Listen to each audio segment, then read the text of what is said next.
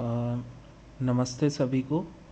आज हम लोग स्टार्ट करेंगे एमपीपीएससी मेंस के रिगार्डिंग पेपर 2 सोशोलॉजी सब्जेक्ट। तो इसमें हम लोग स्टार्ट करेंगे सबसे पहले समाजशास्त्र की अवधारणा। जैसा कि हमारा मेंस के सिलेबस में जो यूनिट 1 है समाजशास्त्र की आधारभूत अवधारणा, इसमें जो पहला ही जो वर्ड है समाजशास्त्र की अवधारणा, इसको हम लोग पहले डिस्कस करेंगे। तो सबसे पहले अगर हम लोग परिभाषा की बात करें समाजशास्त्र के, तो समाजशास्त्र की परिभाषा में हम लोग बात करें तो क्या हुआ मानव एवं समाज के जटिल संबंधों का क्रमबद्ध अध्ययन, है ना।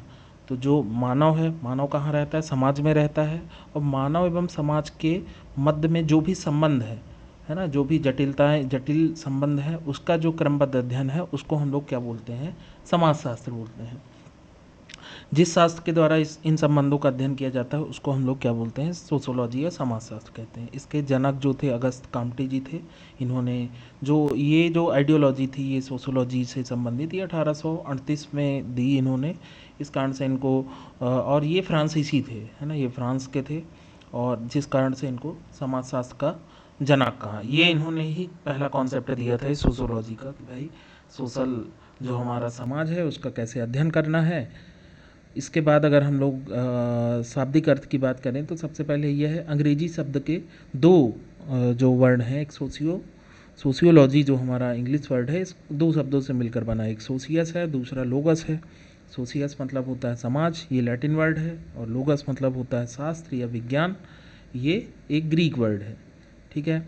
इसके बाद हम लोग बात करें तो अगर परिभाषा की बात करेंगे हम लोग, तो सबसे पहले मैकाइवर एवं पेज, ये विचारक हैं, इनके माध्यम से इन्होंने ये दिया कि समाजशास्त्र क्या है, सामाजिक संबंधों के विषय में है। मतलब जो समाजशास्त्र है इसमें सामाजिक संबंधों के विषय में बारे में बताया गया है, और इन संबंधों के जाल को ही हम समाजशास्त्र कहते हैं।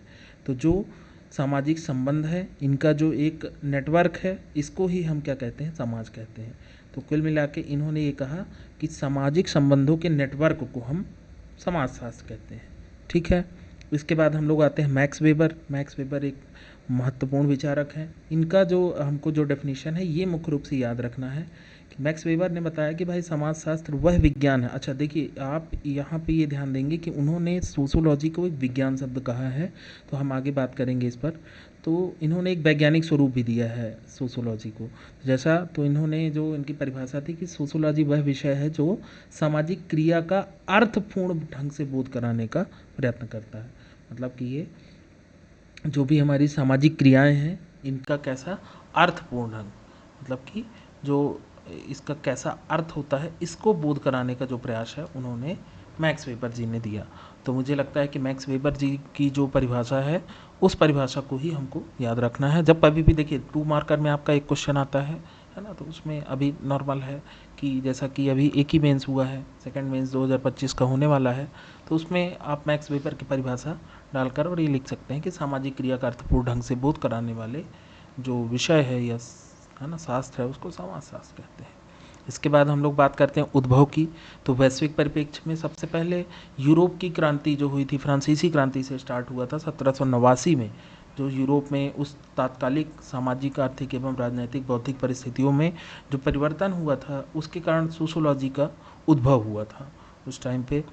तो सबसे पहले हम लोग बात करेंगे, क्योंकि अगस्त काम्टे जी को हमने पहले पढ़ चुका कि वो एक जनक माने जाते हैं। तो जनक जो है वो कहाँ से हैं, वो फ्रांसीसी थे।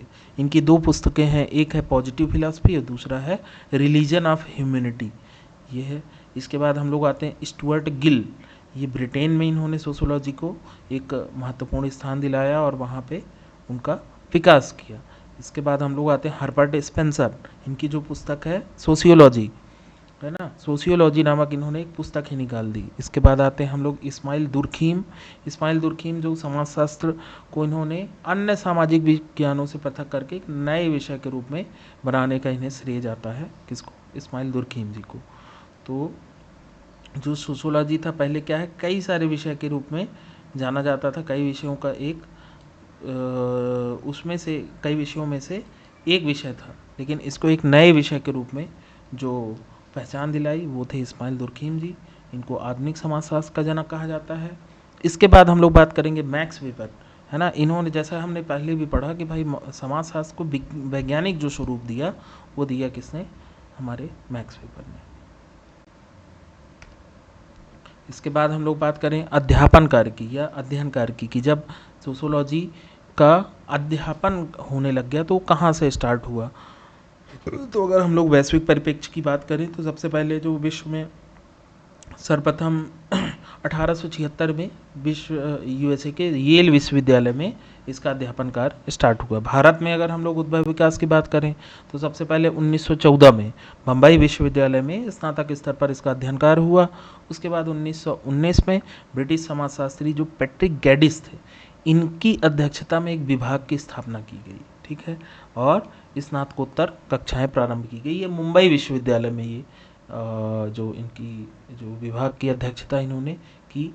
इसके बाद में गोविंद सदाशिव घुर्वे, है ना, इन्हें भारतीय समाजशास्त्र का जनक कहा जाता है। इनका शॉर्ट नेम है जीएस घुर्वे। इन्होंने ही भारत में समाजशास्त्र को एक सब्जेक्ट के रूप में पहचान दिलाई, इसलिए इनको भारतीय समाजशास्त्र का जनक कहा जाता है। और बाद में हम लोग बात करें तो एक सर्वाधिक योगदान जो है इनके जीएस घुर्वे के बाद राधा कमल मुखर्जी, ये लखनऊ विश्वविद्यालय के प्रोफेसर थे। इन्होंने समाजशास्त्र को एक सब्जेक्ट के रूप में, एक विषय के रूप में इन्होंने पहचान दिलाई। इसके बाद मध्य प्रदेश में सर्वप्रथम अध्ययन कार्य जो है क्रिश्चियन कॉलेज इंदौर से स्टार्ट हुआ। तो हमने देखा कि किस प्रकार से सोशोलॉजी का भारत में उद्भव हुआ, है ना। और अगर हम लोग वैश्विक परिप्रेक्ष्य में बात करें तो कैसे हुआ। इसके अलावा जो हमने बात की कि भाई जो आधारभूत अवधारणा है, किस प्रकार से सोशियोलॉजी शब्द का उद्भव हुआ, कैसे किन किन विचारकों की परिभाषाएं हैं, और वैश्विक परिप्रेक्ष्य में इसका किस प्रकार से अध्ययन हुआ। अभी हम लोग पहला जो हमारा टॉपिक है मेंस द्वितीय प्रश्न खंडवा समाजशास्त्र, उसका पहली इकाई का ये पहला जो वर्ड है समाजशास्त्र की आधारभूत अवधारणा, इसको हमने समझा। इसके बाद